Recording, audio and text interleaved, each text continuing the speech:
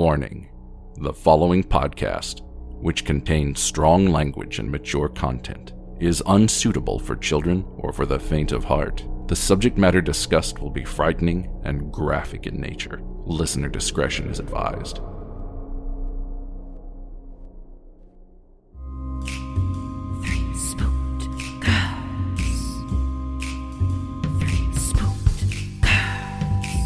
When you want to hear about the paranormal, you get the Spooked Girls.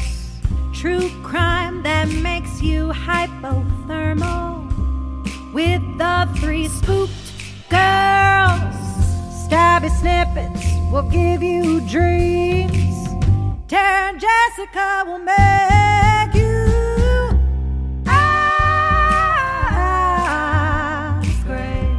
along with the Spooked Girls. Bring on the slaughter. We on that haunted ground. The three Spooked Girls. Hey there, Spooksters, and welcome back to another episode here on Three Spooked Girls. My name is Jessica, and as always, I'm joined by my favorite gal pal, Tara. Hey, Spooksters. We are recording part 2 of Into the Fire. This is actually part 2 times 2. Take 2. We're doing it again, but it's okay. Yeah. For those of you who are new, welcome to Three Spooked Girls. If you are a returning Spookster, welcome back. We love you and we're glad you're here. If you want to hang out with us on social media, you can do so by heading over to Facebook, Instagram, Threads, all the places. I just learned that there's something called Blue Sky today. I learned something earlier. Yes, because we officially recorded the first episode of Social Seance Society, which if you didn't hear it, it came out yesterday. Go fucking find it and download it. I'm probably annoying and probably posted something on this feed yesterday being like, oh my God, it's out. But then I learned about that. So I'm assuming we're there too. We're there. We're everywhere. All the places. Our handle is at Three Spooked Girls. If you want to have a more intimate community of Spooksters, we have that on our Facebook group. It is Three Spooked Girls Official. We do lots of things over there and I pretty much love it. It's this nice little slice of the internet where you can interact with people who are like-minded, who like true crime and paranormal. And it's just a really nice place to be able to interact with people. So if that's something you're looking for, go ahead over there. It's great. It's where we do a lot of our announcements for new things. So when we announced the Social Seance Society, that's where we announced it first. When we do merch stuff, we pretty much announce it there, hardly anywhere else because it's, it's in our link tree, but that's just where it is. So join that group. If you want to help support the show, you can do so by heading over to patreon.com/Three Spooked Girls. For little as $1, you get bonus episode each month. $5 and up, get ad-free episodes. We also have a book club. It is the Spookster Literary Society. We are currently reading 2 books. Our book club is on the 26th of this month for both of them. So if you want to still get at least one and read them, we have our main read, which is Salem's Lot by Stephen King. And then our Feminine Rage one is Carrie by Stephen King. As you can tell, we went with the theme of Stephen King. And I still want to read The Shining so I can put it in the freezer like Joey. So that'll happen at some point, I'm sure, this year. But we, Tara and I were already talking about what we're thinking of February. So if you are reading, Tara and I both have reading goals each year. This year, they're the same. I believe yours is 75 and mine is 75. Yes. So if you have a reading goal and you want at least one extra book each month to kind of help with that goal, shoot, or 2. Yeah. Possibly 2. Yeah. We're helping you. We are. We're here for you. We're here to help. Yes. So with that, if you are interested, it's in the show notes. It's the Spookster Literary Society. So with that, we're going to go ahead and dive into this episode. Just a snooch recap of the last episode, which is that Dennis Bowman, who is the bad guy in this documentary, has been arrested. And it's kind of like a shock because throughout the whole first episode of this documentary, you're all about Andrea and Kathy and getting the story being told about her disappearance and where she is and whatnot. And you kind of fallen in love with Kathy is amazing. You're just this mom is so amazing. She gave her daughter up for adoption and she's back trying to find her and put the world right. And Dennis and Brenda, you're just there's something about them we don't trust. And Dennis gets arrested, and it's the Norfolk police, and they are there because of a murder that took place in 1980 in Virginia. And that's where we start this episode. Gasp. Seriously. So the documentary, this episode starts with Brenda being questioned by by the Norfolk police, Detective Smith. He is very much like take charge, like, I'm gonna get this bad guy. And he's basically being like a Papa Joe Jr. In this situation. Yes. Very much those vibes. And he's like, do you know what? This happened. It happened in 1980. And one of the weirdest things that Brenda does a lot of weird fucking shit, but like one of the weirdest things that is that she's like, 1980, we've been married for 9 years. In 2019, when he was arrested, she goes, now we've been married 47 years. It's like, nobody fucking cares, Brenda. Right. Like, okay. He's been arrested for murder, for the unaliving of another human being. And you're like, but we had been married for 9 years. Fuck you, it's like, no one cares. Right? And he's been like literally indicted on the murder and rape of Kathleen Doyle for her murder in Virginia in 1980. Kathleen was described as like the life of the party, like not just like the life of the party, like fun time, but like she literally was like, people loved her energy. She always brought like kind of a vivaciousness to a room. She really just kind of was there for her friends. She loved to sail. She was independent. She wanted to travel. She passed away at the age of 25, but people actually said that she had lived such a full life, even in that short amount of time. And you will meet a woman by the name of Christine. It's actually her aunt, but they're only like a few years an age range. Like I think it's like 7 years maybe. So they kind of grew up as like cousins or sisters, and they were really close. You know, Kathleen is described as 4'11", which is kind of short, like teeny. Teeny tiny Polly Pocket. I know she is. And she said to have beautiful auburn hair, like these beautiful green eyes, and she had a great giggle. Like everyone loved her giggle. And I particularly love a giggle because if you know me in real life and you know my boss in real life, he has literally the best giggle. I think Dara's heard it sometimes like, on the phone. It's literally the best giggle alive. And so I'm here for it. She grew up in Woodstock, or she went to college in Woodstock, Connecticut, where she became a writer. She graduated magna cum laude. She just really wanted to be a writer. In fact, it was really interesting because she had written just a few days before she had died. She wrote like basically the synopsis of what she'd written is like, what does it take to be a writer? When do you get this calling? And that she wasn't ready to write. She needed to live more before she'd put like the words down on paper. Like she needed to experience life more. When they found her deceased, they called Christine, and it said that like her dad had called Christine to like let her know what had happened. And Christine started screaming. And in the documentary, she's like, I just heard someone screaming. And she was like, who's screaming? And then she's like, oh no, that's me. It's the me crying. I was like, oh, like to have that kind of like out of body experience, like that grief can only bring, it's traumatizing.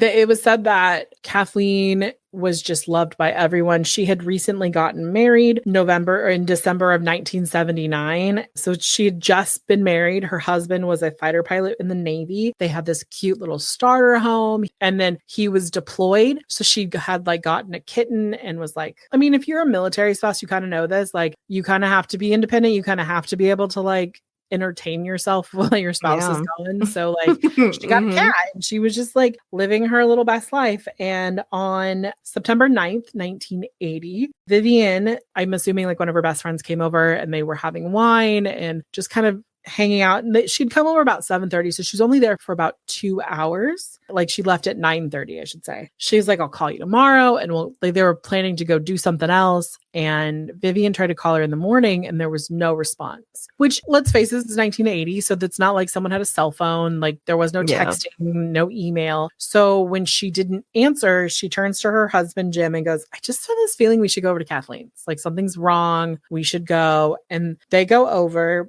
And they go up to the front door and it's unlocked and it's slightly like opened to where she like barely touches it and like pushes it in and it just opens outside. Right. And she goes in and she sees that the wine glasses are still out, which is uncharacteristic of Kathleen, that like she may not have gotten to them that night before she went to bed, but she would have gotten them like the next morning, like with breakfast, she would have cleaned up. And the fact that they were still there meant that Kathleen hadn't done that. And Vivian starts searching the house and she goes to Kathleen's bedroom. She opens the door and the mattress is all in disarray, like it's knocked off the box spring. She goes over and she sees that Kathleen is lying on the floor and that she is deceased. And so they call 911. It's kind of weird because they try to call 911 on Kathleen's phone, but it doesn't work. And I'll tell you what they discovered. When the police got there, it was an overkill scene, right? Like I said, the mattress was off the box spring, like the bedding was everywhere. She had been sexually assaulted. She had a burn mark on her left cheek, which is the weirdest thing because it looked like it was about the size of a cigar, but they start looking around and they find in the bathroom trash can, there's a Lincoln log that the end has been charred, which is so weird because Kathleen doesn't have children. So why would you have Lincoln logs?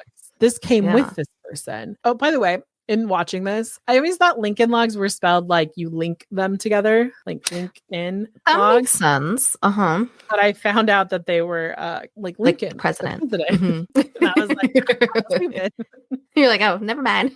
They found that the cause of death was manual strangulation. So she had been strangled. We'll talk about her stabbings in a little bit, like all of the things that happened, but they could not find a single fingerprint outside of the norm. So they they found Vivian's fingerprints because she'd been there the night before. They found Kathleen's. They even found some of her, like Kathleen's husband's, because obviously he lived there. So he had touched something, like you touch the side of your dresser. You might not wipe down the side of your dresser unless something spills on it. So it's like they found those type of fingerprints. They were like, oh my God, what do we do? And then they come to the phone and they realize that the phone had been disabled in a way that the mouthpiece had been disconnected. So that way, when they went to call 911, they could hear her. They could hear the operator, the 911 operator. The operator could not hear them. So they had to like go find someone else, like somewhere else to call 911 for this. Talk about thought out, because that's more than just like unplugging a phone and, all of that. Right. Like this is like such an extra step of making sure whoever comes across this phone, whether it's the victim or somebody else, like so mindfucky. The police are like, okay, we have no evidence. There's no hair. They did find a semen sample, but this is the 1980s and they don't really have the technology. So they started focusing on servicemen. So men who would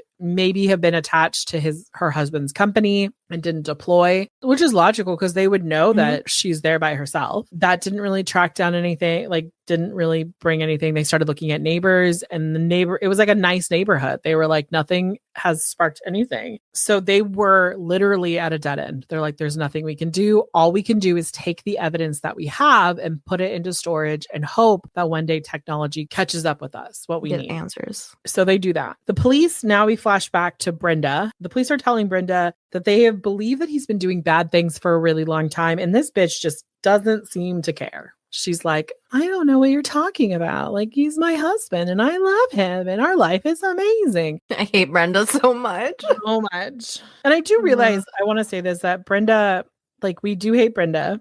Like, Tara and I collectively hate Brenda. And I want to say that, like, she is a victim in a sense because of the fact that, like, she's been manipulated and everything. But there's been so many times where this woman has had an out over, like, 47 years that you're kind of like, Brenda, come on. And so they're trying to like break Brenda to get him to break, right? Like this is what they're thinking. And so they play this card. They're like, Brenda, he's betraying you, your other daughter, like everyone. It's just, he's betrayed you. He has gone out of your marriage, your 47-year marriage, and he sexually assaulted a woman. That's breaking your marital vows. And then Brenda gets confused because she does. I'll be honest. Like she gets a little confused. She's like, I don't know what to think. And it's valid response for anybody. Like that's a sense of shock that you should have. Right. If you remember from the first episode, there was a woman named Sue Sue's husband is Brenda's cousin. So they kind of all grew up together. And so they're still in communication. But if you recall, Sue and Kathy are friends because this is why they think like Kathy has learned so much about Dennis and Brenda because of Sue. Thank you, Sue, for your service. Yes, thank you, Sue. The star of the show.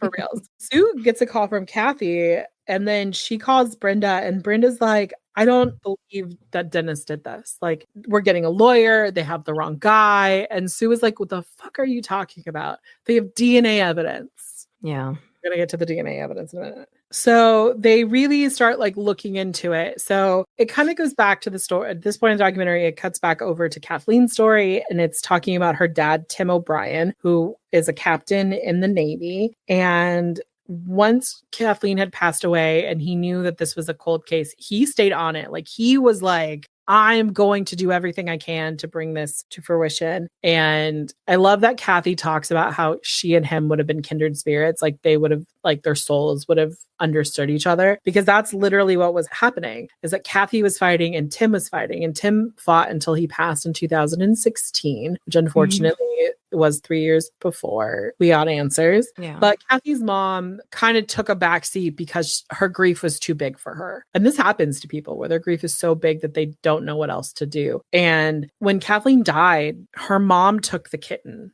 and was like caring for it. And then at some point in time, the kitten got really sick and ended up passing away as they were taking the cat to the vet. And Tim told Christine that it was like her mother was losing her all over again. Because it's true, like when you, like I've lost enough people in my life, like when you start clinging to one thing that's like helping you stay focused, if you lose that one thing, you're like, shit. Yeah. So basically after Tim passed away, Christine called the detectives and were like, look, I'm not going anywhere.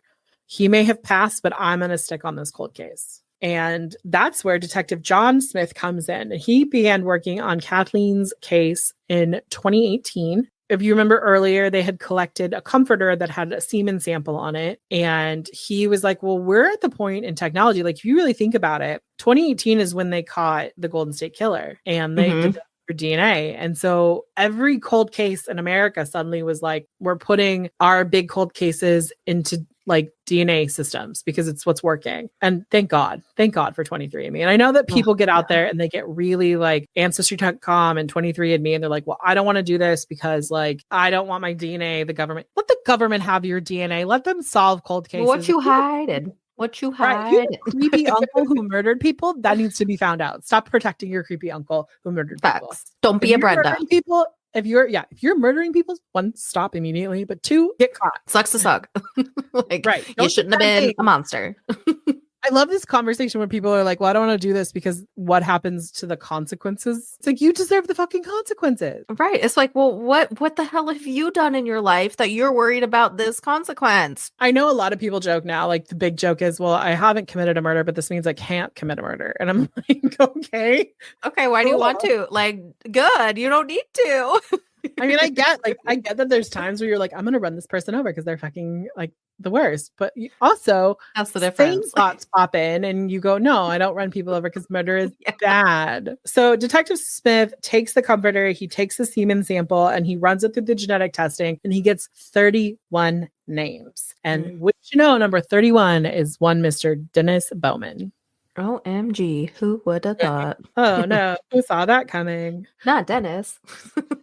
So in November of 2019, I want you guys to realize how fucking fast these men worked, because there's a conference at the beginning of November of 2019 and Detective Smith is attending. It's basically a regional homicide detective association meeting, and they get together and they kind of like bring their cold cases or like their big cases and they swap. Like, it's kind of like, let's all look at things with fresh eyes, which I think is fantastic. I love it. So Detective Smith goes to this and he brings the Dennis, he brings the Kathleen Doyle case, right? So John is there with his story, and then he meets a detective by the name of Brian Fuller, which, if you remember from the first episode, is the cold case detective on Andrea's case. Right. And he goes, hey, you're from this little place in like basically from Hamilton, Michigan. And he's like, wait a second, I, Detective Smith, know of a person of interest in this area. And so he goes, hey,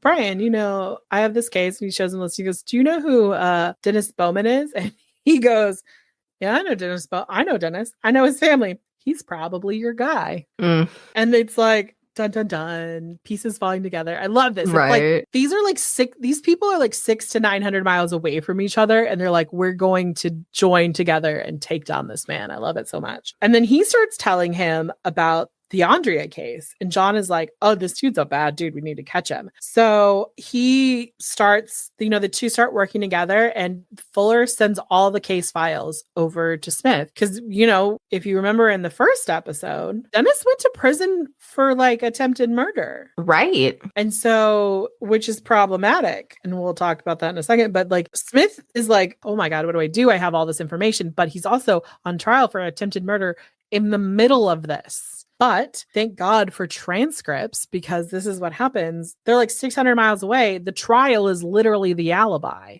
like he's standing trial for attempted murder. Well, wouldn't you know that in the court transcript, September 16th, 1980, 10 days or 6 days after the discovery of Kathleen Doyle's body, the court transcript says that Dennis is not in court today because he has been in Virginia for 2 weeks for his naval training. Interesting. So he's like, there during that time, which is kind of a fucking ballsy ass move of this man, because he's standing trial for attempted murder and then murders somebody. Yeah, just the entitlement of I'm not going to get caught. Right? Like, I'm not going down for that. Oh shit, I went down for that. But then also, yeah. Yep. Everything catches up with you, bitch. Now we have to go to one of my favorite things. So if you remember Kathy is like dog with bone, like will not leave it alone. Or as I like to put it, anytime Hades sees anything he wants, he's going to destroy it and to his satisfaction. This is Kathy. Mm-hmm. She's like harassing the shit out of the Bowmans, which I find kind of funny in the fact that she literally like called and like would like call, leave a voicemail, hang up, call, like the machine would cut her off and she would like call back and be like where I left off, and just like one long continuous voice. And she did this so much. Don't do this in real life. Like, this was specific to this one case. I approve of this. So she was harassing the Bowmans non-fucking stop. And well, this kind of worked out in their favor because they didn't have DNA to test the semen sample against, I should say. So what they did is the Elgin County Sheriff, which is where they lived in Michigan, had Dennis and Brenda come down to the station to file a complaint in person so they could record it. And they gave Dennis a glass of water and he drank it. But when they went to like leave the room and clear it up, the detective, Brian Fuller, just went, ooh, my cup, and like kept it and then ran the DNA. And are you ready for this number? It is 100% match to the semen sample found in Kathleen. No denying this. 100%. There's no like 20%, 60%, could be a sibling, could be a son, could be a cousin. No, this is the only person it could come from is Dennis Bowman. 100% match, which is like the holy grail of DNA confirmation. So, Detective Smith is like, look, I got to get this dude to confess too. Because if we have the 100% DNA evidence and a confession, we get the maximum for this dude. So he kind of approaches this a little bit. This part of the documentary kind of reminded me of like the whole Israel Keys, like how they like gave him what he wanted. Like they brought him Starbucks. They gave him like food. Like they're like, whatever you want, we'll bring in. Like he had Chick-fil-A, which every time we record, this is on a Sunday, and I immediately want their chicken noodle soup. I don't know why. Can't get it today. Well, can't have it today. I don't really like to get Chick-fil-A that often, but I know it's a really hot take about the chicken noodle soup, but like, I don't think I've ever had it. I trust you. It's pretty legit though. I'm like, okay, I think one time I was just really wanting soup and I was going through the drive-thru with someone. I was like, I'm gonna get the chicken noodle soup, and I was like, this is bomb. Nice. For like a fast food. It's like one of those hidden treasures. Yeah, it's like, yay. So they also would give them like their cell phones to call Brenda on so that it wasn't being recorded, though they were recording his side of the conversation. So they were really just kind of like letting Dennis kind of get comfortable with them. And they just start talking. They're like, hey, Dennis, tell us about you. And he goes all the way back to his childhood about like his parents and kind of how they weren't there, but they were. It was the whole blah, blah, blah. And then how he really got into blade collecting, how he had 115 blades. And I was like, that's a lot. That's a lot of blades. I mean, I Like, don't know why because I don't do- collect that, but like, I don't know. I mean, if anyone like hunts or anything, I'd love to know. But I genuinely I've known people who like that stuff. You do too, and I don't know anyone who's had that many, like ever. it's a lot. Like to have that many. Yeah. I mean, unless like, okay, like I know that there is some blade work out there that's like beautiful, where they're like encrusted with things and that kind of stuff. Like I get it, Sure. but I didn't get that vibe from Dennis. I just kind of felt like he had Mm-mm. like 115 steak knives. Just some butcher knives. It's fine. Random Ugh, like awful. you know, that kind of shit. Oh my God. And then like I just imagine those like corkboard things with like the holes that people put in their garage, and then it's got like the little Just, like, like display things. They're all just like sitting up there. Not even like Oh in my a God, nice scary. like glass case with like velvet, just like Just chilling. just with the pre-existing holes in them. Yeah. Oh my God. Some are like hanging down, some are like laying horizontal, like nothing fancy. Just like Like, however they it's fit. This is my special knife, and It's you're a, like, oh it's a god, puzzle no. of knives. It's our special. Well, John, I'm sorry. sorry. No, I loved this detour for us. John spent a lot of time building rapport. Like he came all the time and they started talking. And then basically they finally get the first story that Dennis is going to tell about Kathleen out of him, which is that he was there and that he had been on ship. Like if you don't know this, when you're in the Navy and there's like two sides to it, there's like you're assigned to a ship or you're dry dock. If you're a dry dock, you're not assigned to a ship. He was assigned to a ship, which means he has to, when he goes there, he has to stay on the ship. That's where his room is. It's not like he has a bunk somewhere else. Yeah. So he got real stir crazy and he broke off the ship. And I was like, that's not a thing. I don't know if you've ever been on a ship. Like I've just went on the one that was in San Diego, like, you know, because my friend Nathan loves airplanes and boats. And so we were there and I was like, we'll go on this with you.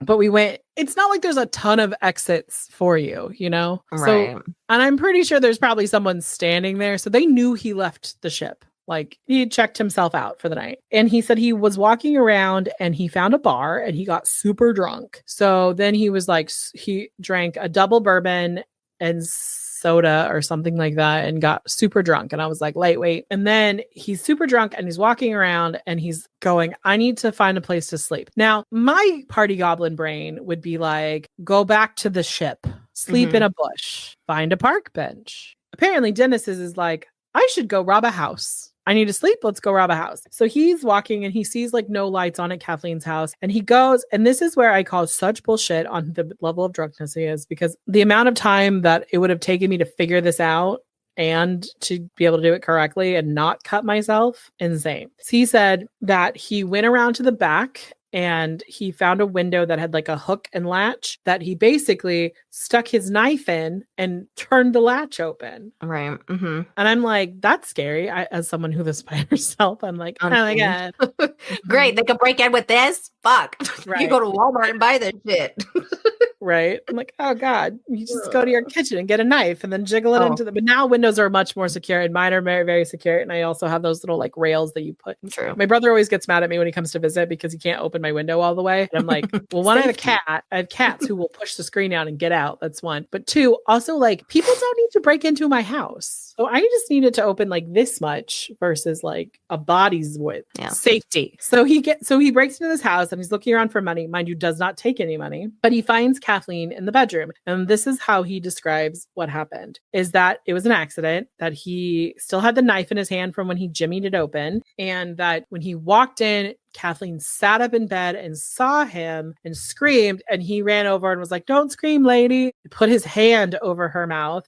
They were struggling. His hand with the knife accidentally stabbed her in like the chest. Then he forced her to lay down and then stood up and then like walked over to the door and was like, I'm going to leave now, lady. And then like ran away out the front door. But when he left, Kathleen was alive. So Detective Smith was like, okay, your math ain't mathing, sir. Like nothing's adding up. Like that's not even remotely. And I'll talk a little bit about like what happened to her in a second, but this is not adding up. So what do you like, what happened? And then Dennis starts talking about like what made him do this. And it was, you guys ready for this? It was a demon. The devil made him do it. The devil. He basically starts like going into this like trance like talk. And he's basically like the devil made me do it. He draws a picture of the devil. The devil is just like this, like Scribble. the demon is like this little horned guy standing there, and then he draws a picture of himself and he just keeps drawing. Like, this is the thing. Dennis seems really stupid, but Dennis is not stupid.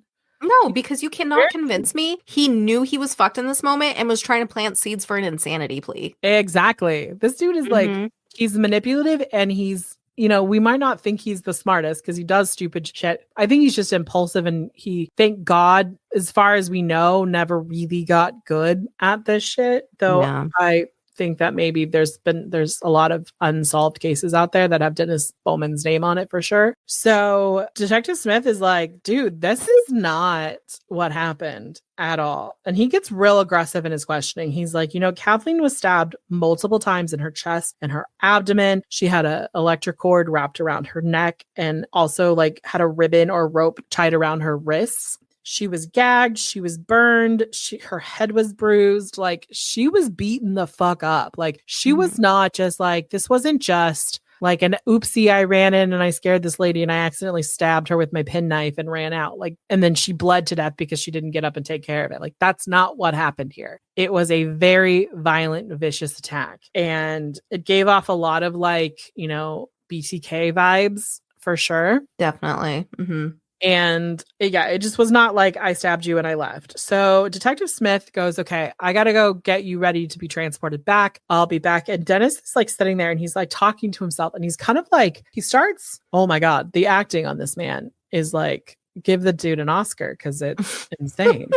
I didn't do it. I didn't do it. Oh my God, I didn't do this. And he's like starting to cry. And then he goes, oh, I did it again. And he like starts like shaking. And he like, when they come back in to get him, he like is basically inconsolable, crying and just falling apart. And, Detective Smith is like, it's okay, buddy. We're just going to take you back to jail now. Like, and then like Detective Smith is like, are you okay? And he's like, Dennis looks at him and goes, no. And it's like, I do think it's this whole like thing where he is setting up to be like, some evil entity takes over my body, and that's why I killed this woman. So we go back to Dennis, or we got to Brenda, I should say. And Brenda is still holding out hope. My mans didn't do this, but they're like, okay, the only way we're going to get a confession for any of this, especially with the Andrea case, is that Brenda's going to have to get it out of Dennis, because there's no way. It's the only thing that's consistent is that Dennis needs Brenda to love him. So they start working on Brenda, and they're like, look, we know that you love him a lot. It's really interesting because there's like a phone call between Brenda and Dennis, and Brenda's basically like, we should have had this conversation 40 years ago. We should have gotten you help. We should have gone to counseling, not like 40 years ago when you were attempted murder, like that I shouldn't have left you, which is where I think a lot of people would go. Hers was, we should have gotten like help. We should have gotten to couples counseling and gotten you help. And so they really are like, okay, if we can get Dennis to confess, we're going to offer this kind of once in a lifetime opportunity for Brenda, because here's what it is. Brenda is older. They're like in their late 60s, early 70s. They don't have a lot of money. This isn't going to be something that she can just pick up her life and move to Virginia, because that's where he's going, is to Virginia. And they're like, our biggest leverage here is to get him to confess to her, or so that he can stay in Michigan, because that's what they're offering. So they tell Brenda, if you get him to confess that he killed or was involved in Andrea's disappearance, you will let him stay in Michigan, and you'll be able to have like a life with him. And that's what this is the theme that you'll hear from her. So she tries, and she's like, I can't come visit you in Virginia. If you just confess, we'll have a life together. But then in the same breath goes, but like, you can't confess to something you didn't do. And it's like that last little sliver of denial that she's like, if there's a chance you didn't really do it, like, don't pretend you did. It's like, no, lady, he's done all these horrible things, and you already know it. Trust me. There's no way. I'm sorry. I can't be convinced. There's no way that woman in her soul didn't know in her gut that he did do this. Oh, she 100% knew. At least like she would not have 100% known when, like, for a while, but I think the second that he like basically was being convicted of Kathleen's murder, she knew. Right. That this was happened to her daughter. Yeah. The one and only time that you see Vanessa, his other daughter, is in like a half of her in this documentary. She's literally like half in the screen talking to her dad via video chat and is like, Dad, if you did this, like, we don't think you did this, like, don't confess to something you didn't do, blah, blah, blah. And like, to be real, like Vanessa didn't really know her sister. Like she knew her for 14 months. And she's been conditioned by Brenda and him. This, I mean, like she's brainwashed too. So is it totally shocking that she's being supportive? No. In my opinion, it's not at all. Oh, not at all. So if you remember Kathy in the first episode, she really talked about how she believed Andrea's body was in the Bowman's backyard. She like wholeheartedly, even though it wasn't the same house, it wasn't the same, same location. She just really believed, and she had a very specific area. So when they arrested him, they went out and were like, okay, we're going to search the property for like, evidence of the Kathleen Doyle murder. They could not find any evidence, like another body or anything like that. So they had dogs and ground penetrating radar, but nothing was popping up. So they start questioning him about, his daughter's disappearance. And he's like, I didn't do it. Like, I know I confessed to this other thing. Like I did this. Well, pseudo confess, but like, I know that I'm guilty of this shit, but like, I am not going to confess to something I didn't do. And they just really kept at him. They really had Brenda keep going at him. And finally, Dennis goes, okay, I want to meet with Brenda. Like, I want Brenda to come in here and I want to be able to see her. I don't want to see her through a screen. I don't want to see her through a window. I want to like her to be here. The detectives were like, okay, but you got to like give us something. And as they're going in, he turns to the lead detective and says, I hope you have your cameras running. Like, I hope you record this shit. And he begins to confess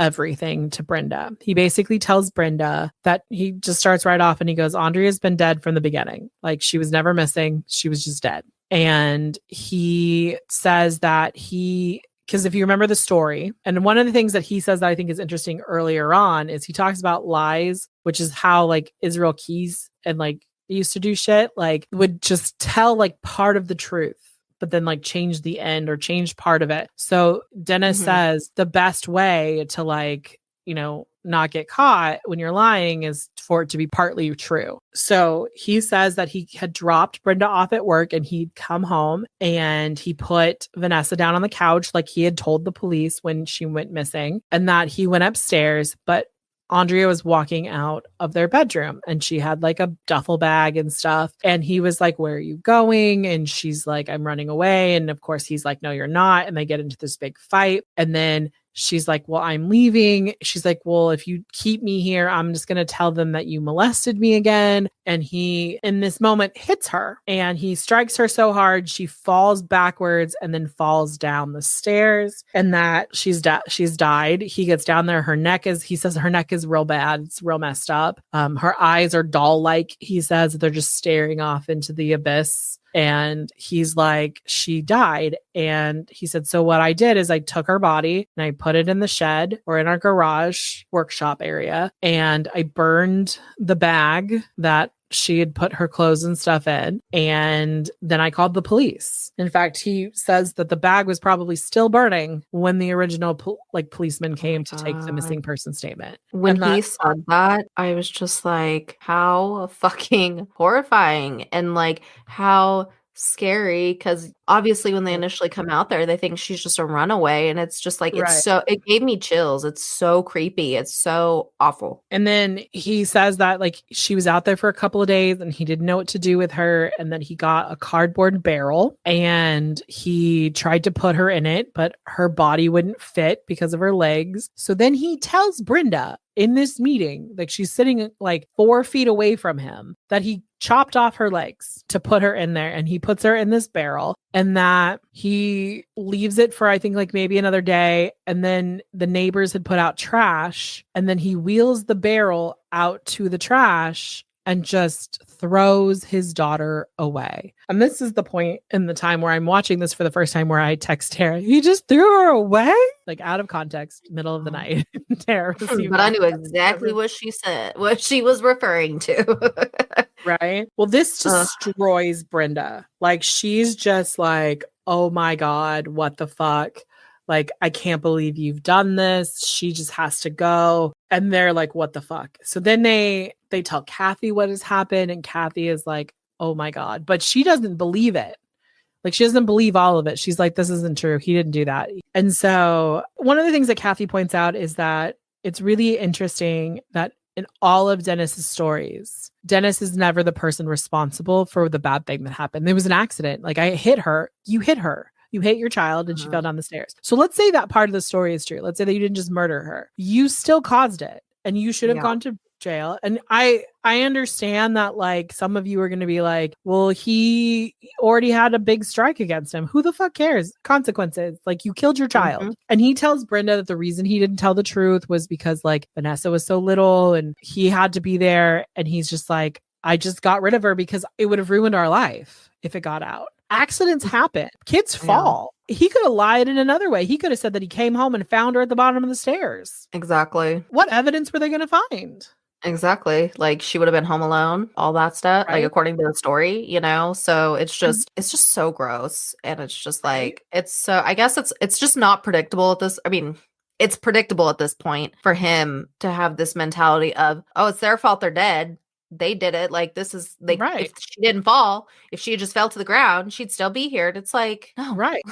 Like, you shouldn't have hit her to begin with. If that was, you know, obviously we know the truth, but like, yeah. Right. And also an interesting thing is that Dennis filed a complaint with the police because of money that had been taken, because, you know, she's a kid, she didn't have money. So she went and took like $100 out of her parents' tax refund, which, you know, probably got because they had a child. And there was a warrant out for Andrea's arrest for the stolen money. And Dennis is literally the victim for 30 years. Essentially, she was a victim, or he was the victim of a crime that didn't happen. He burned the money. Yeah. And then when they asked him about the sightings, like, well, what did you, because they asked him, like, how did you feel when the sightings started rolling in? And he's like, I felt good. It made me feel good because suddenly the pressure was off of me because people were seeing her out in the world alive. It backed up his runaway story. The next part, just, you know, in true Brenda fucking fashion, she's standing by her mans because, as I quote, the only thing that matters is that we love each other. Yep. I mean, that's a quote from her. Yeah, that's how she lives her life. And that's very evident. And it's very gross because that means he's above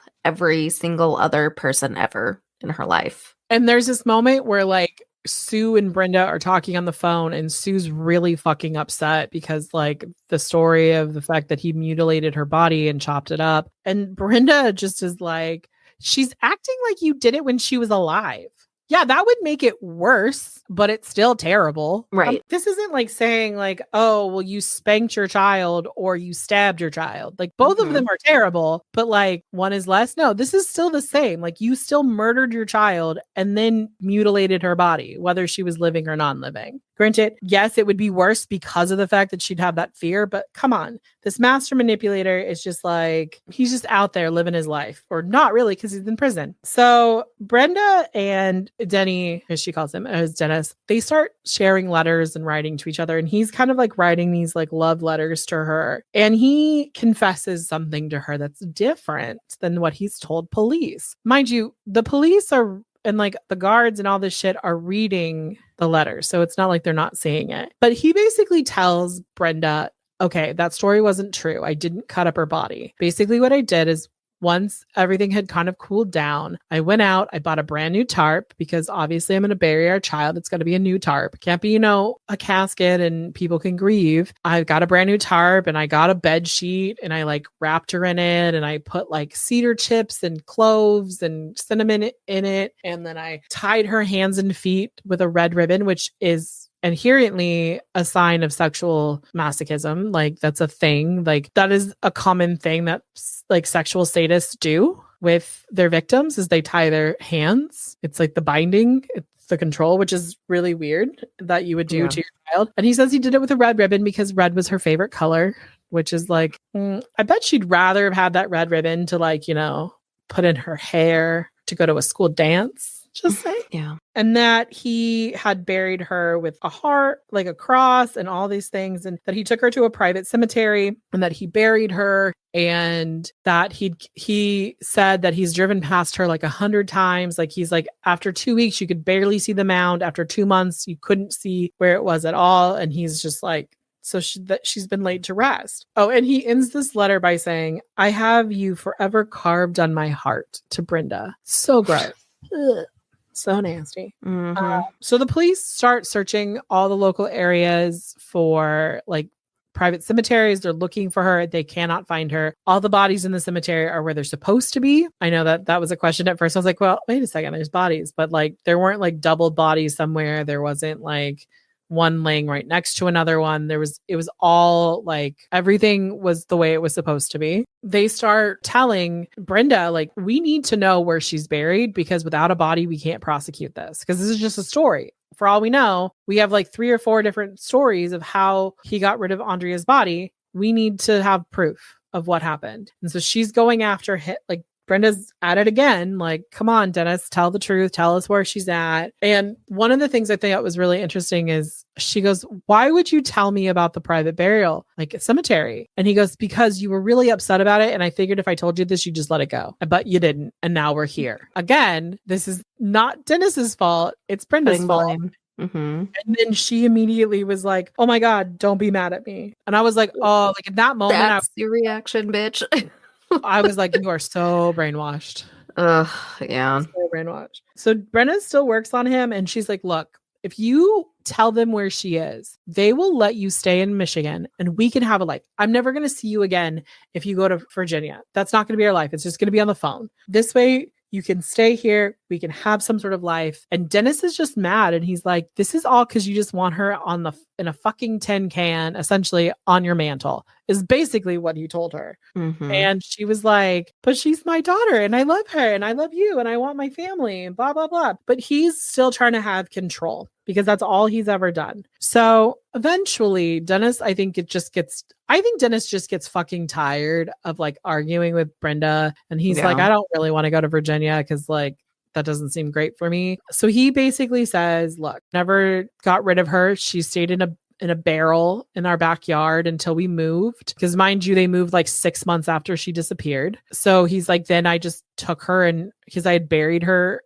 at the original house and then I dug her up and moved her out. She's at the new house in the backyard and they go out and they start looking and it's right where Kathy, in the very first episode, Kathy is like honed in on this one spot in the backyard and she just like fucking knows that her daughter's there. She just knows. And she was right. So they dug, they had a bulldozer and they dug and then they caught the barrel, like the lid of a barrel. Now this is probably a cardboard barrel. So the cardboard has, I think, since disintegrated. So they dig. And then once they get the barrel, they start digging slowly and they go out there and they find about 3 or 4 trash bags that look like they had been compacted into a barrel. And then the dirt had like filled in around them. And Brenda was home while this was all happening. And Brian Fuller like walked her out to see what was happening when they were pulling the bags out of there. And they were like, she's there. And Brenda doesn't have the moment that we all thought she might have. She looks at Brian and goes, but he didn't lie to me this time. I've thought about that moment like so much since we've watched this. And I am just like, oh my God, she thinks that, oh my God, he's finally telling me the truth. And he trusts me. If he says he did nothing else, I believe him now because he's been honest this one time. It's like, okay. Right? Like, at least he didn't lie to me. Like, bitch, he lied to you so many times. Like I said, they found her body. It had been chopped up into several pieces and it had been placed into a bag with dirty diapers because I'm assuming he thought, well, if someone smells something rancid, I can just say that it's dirty diapers because I could just pull open that bag and show and nobody's going to want to look any further, right? Also, what was an interesting thing is when they start looking through the trash that's in there, they find a peppermint patty wrapper and it's dated 1989, which is literally the year she disappeared. So it's kind of like concrete. This happened. He did this. So Brenda is like, Dennis, why did you do this? Like, why didn't you just say something? And he's like, look, we were building our life and we had a young child and everything would have gotten ruined. Brenda's like, okay, there's like no anger in this. There's no like, I'm mad or anything. It's just like, why did you do this? And it's like, you want to act like you're doing her this huge favor by lying about this. Maybe you shouldn't have killed your daughter and then your life wouldn't have been wouldn't have blown up, period. Exactly. And then he's like yelling at her. He starts yelling at her, and Brenda's just like, don't be mad at me. Don't be mad at me. And I'm just like, oh my God. And I do really feel like this whole thing is insane. Mm-hmm. The other thing that she says is like, no matter, like, nothing has changed. I still love you. Like, she says this to Dennis. I'm sorry. I would not love my significant other if they murdered my child. No. I'm sorry. No. Like, there's no. Rot. Bye. Right. They test the remains against Kathy's DNA, and it shows a mother-daughter DNA. So the police then start telling Brenda, you know, there's like other crimes he's committed, right? And Brenda's like, no. And they find out that while he was in San Diego, before they got married, he had sexually, because he's confessed to this, he sexually assaulted 2 women. And then after they got married and she was out there, he sexually assaulted another. And then when they moved to Michigan, he had sexually assaulted a woman in a trailer park. And it's just crazy. Like, though he does deny having anything to do with Meta's crime, if you remember from the first, Kathy and Meta met through the Facebook group because she remembers the story, and it's in 1989. Like, it's all like everything is lining up, right? Like, she remembers his truck. She remembers everything. It's, to her, it's Dennis. And they tell Kathy, like, you know, he's a serial violent sexual offender. Not Kathy. They told Brenda. And it's just kind of like, she's like, it doesn't ever sink in for her. She's like, no, he didn't do that. Of course he did. And it's very much like the amount of times when I watched this documentary that I thought, dude, this guy is like an Israel Keys. Like, there's so many more crimes out there that are probably connected to him that aren't solved. And we'll probably never know, because especially if he takes advantage of like small towns, like they don't always have the resources. And sometimes, especially during that time, if girls just went missing, they were runaways. They were considered runaways. And if you never find the remains, like, it was really interesting because like the whole reason Kathy got brought into this in the first place is they found a set of remains across the lake from where they lived in Michigan. And who knows that Dennis didn't have anything to do with that. I was just thinking that. Yep. Right? Like, so Dennis ends up pleading no contest to second-degree murder of Kathleen Doyle. And on February 7th, 2022, he is sentenced to 35 years to 50 years. Judge Margaret Barker said that she's never read anything that was that disturbing in her life. And she was just really kind of like blown away. And then the prosecution, they come to, or no, and that's sorry, I want to say that was the second degree murder charge was for Andrea, not Kathleen. It's not like, you know, Kathy wanted life, but that's basically life for him. He had received 2 life sentences and life without parole in Virginia. So like, he wasn't getting out anyway. And if you remember, the whole reason why Dennis said anything is because the police offered him the ability to stay in Michigan. And the prosecution took it back and said, no, thank you. We are going to send you to Virginia because people who murder their children and murder other people don't get what they want. So he is now in Virginia. And that makes me a little unhappy because he's serving out his sentences and he's unhappy. A beautiful story that talks about is Christine and Kathleen had this thing about lilacs, and they loved lilacs, and they would actually like give each other like little bundles of them and stuff like that. And lilacs bloom in the spring. And she said that when they caught him in November of 2019, her lilac bush bloomed. And I was like, that's so beautiful. Incredible. Because it's like she was there. And it flashes back to the courthouse after the sentencing. Brian Fuller comes up and he has this like bag in his hand and he goes, Brenda wanted me to give this to you. And it's half of the remains of Andrea. And at first I was like, oh, that's an interesting moment. And then I realized, oh my God, like what it meant. It meant that they like had taken this child who hasn't been whole since 1989 and then divided her up again. So it sounds like Kathy is trying to pursue to get all of the remains of her daughter, which I hope that Brenda gives it to her. Yeah, me too. One of the parts that made me want to punch my TV was when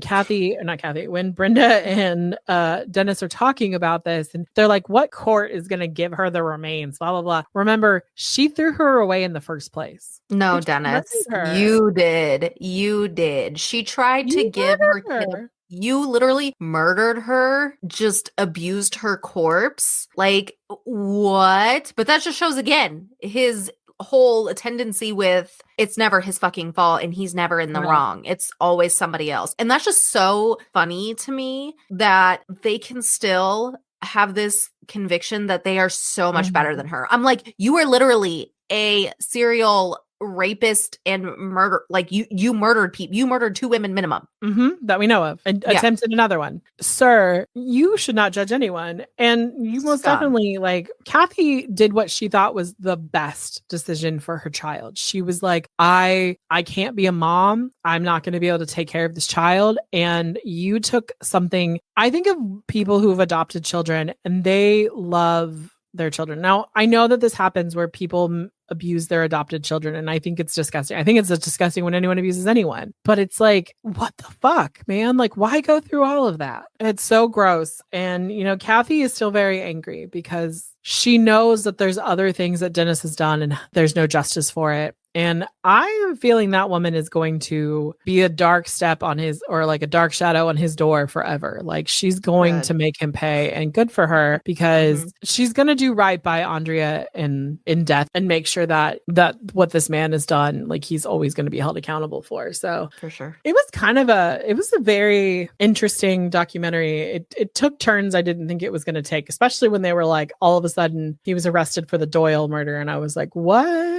Literally, when that happened, I was like yelling at my TV. I was like, what the fuck? Like, bamboozled. I thought this was a really well done documentary. I liked it a lot. I feel like I've been kind of in a doc rut lately, and this brought me out of it. So that's nice. Yeah, I would recommend it. Like, we hope if you guys liked our recap, please watch it. Please go to the Facebook group and let us know in our episode thread, like, what you thought. I think that this is such an interesting case because it had so many twists and turns. And I really hope that there's some unsolved murders that are now going to be like solved because of this documentary, because people are going to be like, wait a second, I also have like a Dennis Bowman on my list of potential suspects. And I really hope that happens. And I know that it's like really hard. And I think a lot of times I think back, like, why aren't we putting a lot of money into this kind of research to like help solve this? And it makes me sad that like the victims will just stay victims and never have a voice, especially like John and Jane Doe's, who don't have, you know, their stories being told, that they're just a file somewhere. And I really hope that we get good updates and we get good, like, this is the kind of collaborative work we need to have happen.